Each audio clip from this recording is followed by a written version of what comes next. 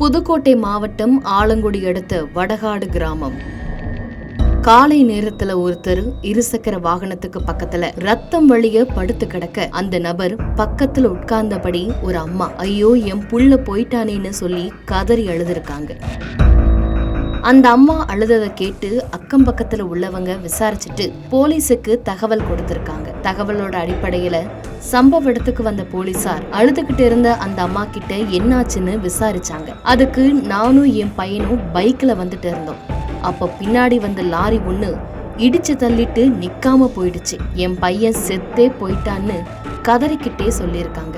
அதை கேட்டுக்கிட்டே போலீஸ் விபத்துன்னு வழக்கு பதிவு செஞ்சுட்டு இறந்தவரோட உடலை பிரேத பரிசோதனைக்கு அனுப்பி வச்சிருக்காங்க. சரி, இடிச்சிட்டு போன லாரி எங்க இருந்து வந்தது, யாருடைய லாரி அதுன்னு போலீஸ் விசாரணையை தொடங்கியிருக்காங்க. ஆனா பிரேத பரிசோதனையோட முடிவுல வந்த அறிக்கையை பார்த்துட்டு போலீஸே ஆடி போயிருக்காங்க.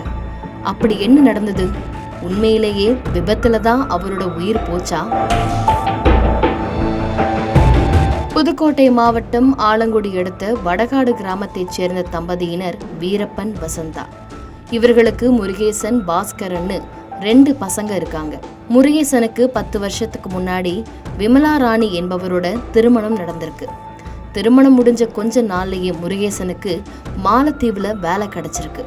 இதனால மாலத்தீவுக்கு வேலைக்கு போன முருகேசன் வருஷத்துக்கு 2 தடவை தான் சொந்த ஊருக்கு வர்றத வழக்கமாவே வச்சிருந்தாரு. இதனால தன்னோட மாமனார் மாமியாரோட விமலா ராணி வாழ்ந்துட்டு வந்திருக்காங்க.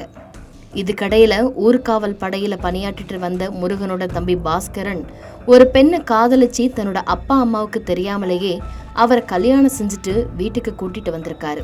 பாஸ்கரன் இப்படி பண்ணது அவங்க அப்பா அம்மாவுக்கு சுத்தமா பிடிக்கல.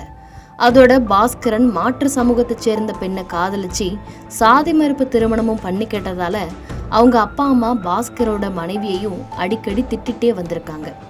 கீழ் வீட்டுல அப்பா அம்மா அண்ணி வசிக்க மேல் வீட்டுல தன் மனைவியோட பாஸ்கரன் வாழ்ந்துட்டு வந்திருக்காரு. பாஸ்கரனுக்கு குழந்தை பிறந்த பிறகும் அவரோட மனைவிய பாஸ்கரனோட அம்மா திட்டிகிட்டே வந்திருக்காங்க. இதனால ஆத்திரமடைஞ்ச அவங்க அவரோட கணவர் பாஸ்கரன்ட்ட கூட சொல்லிக்காம வீட்டை விட்டு வெளியேறி இருக்காங்க. அப்படி வீட்டை விட்டு வெளியேறின மனைவி எங்க போயிருக்காங்கன்னு எவ்வளவோ தேடியும் பாஸ்கரனால கண்டுபிடிக்க முடியல. இதனால தன்னோட 5 வயசு மகனை தானே கவனிச்சுட்டு வந்திருக்காரு பாஸ்கரன். பாஸ்கரனோட அண்ணியும் அந்த 5 வயசு சிறுவனை கவனிச்சுட்டு வந்திருக்காங்க. இப்படி பாஸ்கரனோட மகனை அவங்க அண்ணி விமலா ராணி கவனிச்சுட்டு வந்த நிலையில ஒரு கட்டத்துல 2 பேருக்கும் பழக்கம் ஏற்பட்டிருக்கு.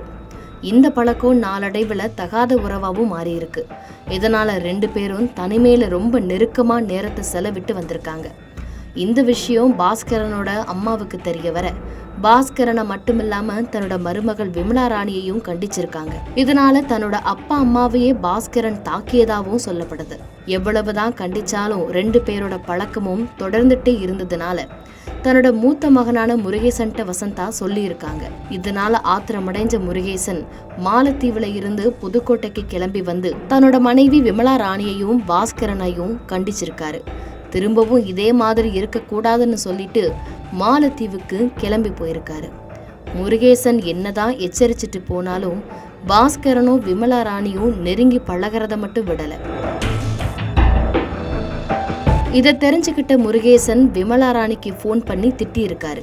எவ்வளவு சொன்னாலும் கேட்க மாட்டீங்களான்னு சொல்லி முருகேசன் தன்னோட மனைவியை திட்ட, அப்போ நான் ஒன்றும் விருப்பப்பட்டு உங்க தம்பி கூட பழகல, அவர் தான் வற்புறுத்தி வலுக்கட்டாயமா கொடுமைப்படுத்தி தன்னை உறவுல வச்சுக்கிறாருன்னு விமலா ராணி கூறியிருக்காங்க.